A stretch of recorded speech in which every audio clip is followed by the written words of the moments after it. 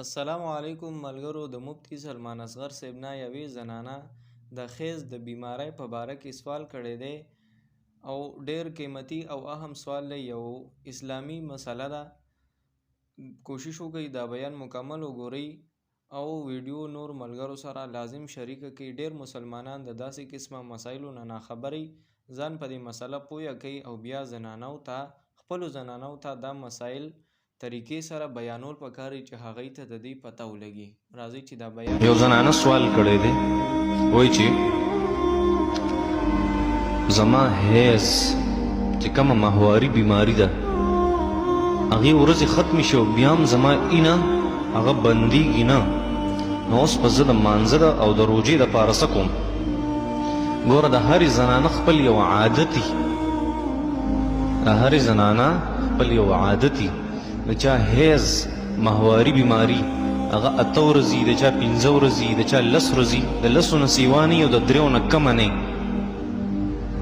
نو چې د هغې عادت د ورځو نه د زنانه اینه سیوا شوه نو سیوایي اینې ته استحاضه وایي. په دې کې به دا روژه هم نیسي او په دې کې به مونځ هم کوي، خو صرف د مونځ ترتیب به دی چې دا به د هر وخت لپاره نوی اودس کوي، د هر وخت لپاره به نوی اودس کوي.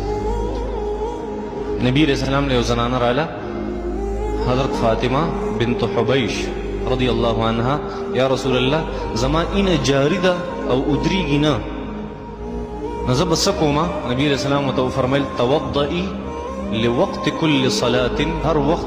امید دی چې تاسو به دا بیان مکمل اوریدلی وي. د اسلامي او د اصلاحي ویډیوګانو دپاره دا چینل لازم سبسکرایب کړئ. انشاءالله آینده به تاسو ته په دې چینل کې معلوماتي او اصلاحي ویډیوګانې ملاویږي. اختلافي او داسې قسمه ویډیوګانو نه به انشاءالله ځان ساتو او چې په کومو کې د امت مسلمه او خاص کر زموږ د پښتنو د مسلمانانو خیرخواهي هغه قسمه ویډیوز به مخې ته راځي. الله تعالی دې تاسو له ډېره ښه بدله درکړي. پښتانه چې دی دا په دین باندې مین خلک دی. ډېره مهرباني. جزاک الله خیره.